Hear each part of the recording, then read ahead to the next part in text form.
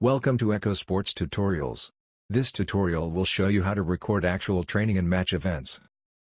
First, please choose the team of interest.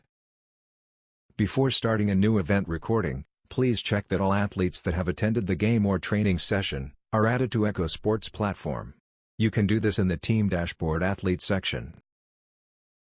When you are sure that all athletes are present in EchoSports system, you can start a new event.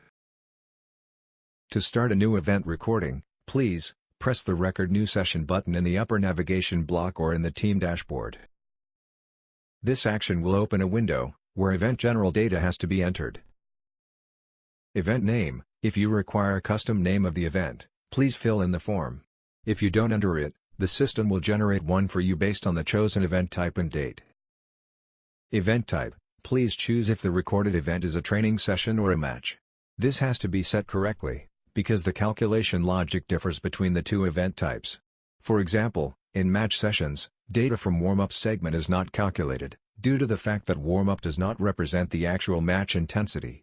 In match session only game period data is calculated. On the contrary, in training event, data is calculated in all segments. Team: when starting an event, you can record one or two teams. By default, your selected team is added to take part in the session. You can add another team from the drop-down on top.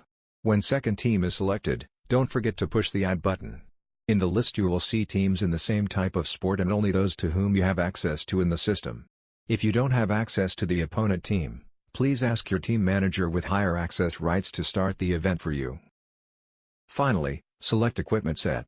Here you will see a list of sports halls that are equipped with EchoSports infrastructure and that are available to you. Each equipment set has a status label on the right side. You will be able to choose a set only if it is not busy recording an event. In this case, the label will indicate that the equipment set is live currently. Please be cautious here selecting the correct equipment set to use. When all information is provided, please press the Start Recording button. This will initiate the event recording. You will be taken directly to the Tag Management tab. This is where you have to link tags to athletes. There will be 2 or 3 sections in this view based on the number of teams that you have added to the event. 1 or 2 sections will represent the teams added, the last will show you the available tags, not linked to athletes. Now is the time to make sure all your tags are turned on. Once turned on, they will appear in the Available Tags section. Let's add some tags to athletes. In the drop-down next to the team name, select the athlete of interest. It will appear in the list. Next to the athlete you will find a button named Add.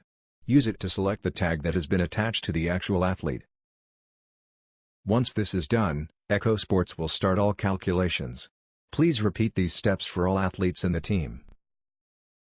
EchoSports has a built-in feature that will automatically assign the same tags to the same athletes from previous events. This will save your time on the next event recording. For this logic to work, please give athletes same tags for all events if possible. If all athletes use the same tags in all events, you won't need to do any tag linking when starting new sessions. To see a list of last tag used for specific athletes, please open Athlete Management View and look at the column named Last Used Tag. You can use this list as a reference before starting the actual event recording while handing out the tags to athletes. In case the athletes have been given different tags compared to the previous event, you can unlink them and link the tags to another athlete. First, unlink the tag from the incorrect athlete. After this, the tag will appear in the Available Tags list. Then link it to the correct athlete. This view also gives you direct access to athlete editing or new athlete adding. Athlete body parameters, game position and team number is a vital piece of information for EchoSports platform to be able to deliver you accurate game statistics. Please always make sure that the data you enter is correct. When linking of the tags is finished, you can move on to managing the actual event. The main task is to accurately provide segment start and end time and put markers in the correct locations. Before explaining the event management more in detail, I have to explain that you can freely navigate away from the event view. If you navigate away from the event view or even EchoSports portal, our system still continues to gather and calculate data according to the current conditions of the event. If you have navigated away from the live event, but are still in EchoSports portal, you will see a blinking button on the upper navigation block that will take you back to the live event. If multiple live events are available to you, a drop-down will be displayed, so you can choose the one of interest for you. Let's look at segment management during a live event. When a new event is started, a warm-up segment is started automatically. You will see it on the timeline, followed by a red needle with a button on top. The button on the needle is the main tool for managing segments during live events. The needle will always move to the right-hand side and the whole timeline will scale, so event segments fit the screen width. To end the warm-up segment, push on the red button on the needle. Pay attention that the icon on the button changes according to the current segment status. It will indicate either if it will end a segment or start a segment. When starting a new segment, push again on the red button. A dialog will be open to ask you to enter the segment name. Also, segment start time can be entered. Use this option if you missed the actual start of the segment and push the button late. Another thing that you need to pay attention to is that you don't have to hurry entering the name for the segment. The time noted by the system is the moment when you push the red button. You can take your time entering the segment name. Please note that in EchoSports system there are two types of segments: preset segments for the chosen type of sport and custom segments.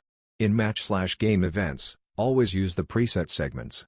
For training events, both preset and custom segment names. Please select the segment type of your choice in the upper drop-down. If custom segment name is chosen, enter it in the second box. When done, press Save. If you are recording an event with the event type Match, EchoSports will provide you automatically with preset segment names for all the periods of the game in the correct order.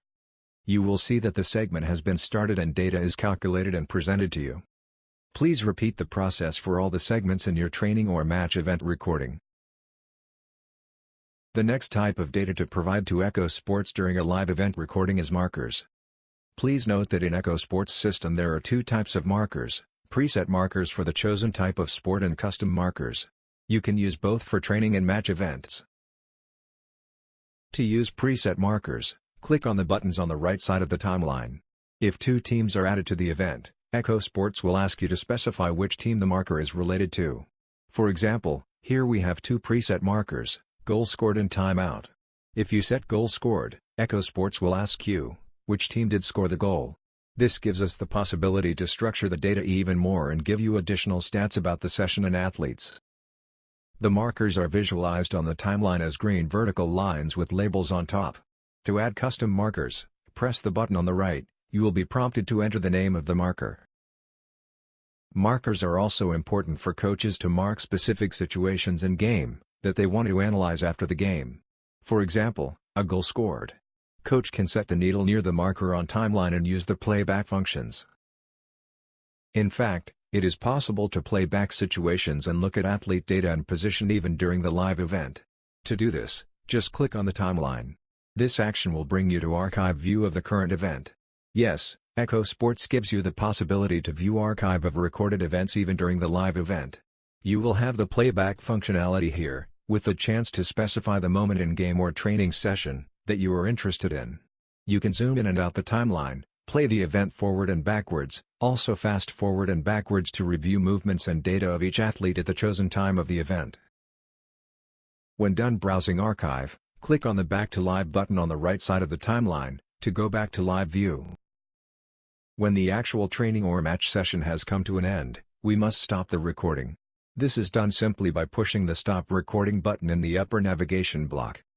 EchoSports will bring up a dialog, asking you to confirm the stopping of the event recording. Be careful with this process. Once stopped, no athlete data is collected anymore. Thank you for watching EchoSports tutorial. If you need any further assistance, feel free to contact us via support@EchoSports.eu.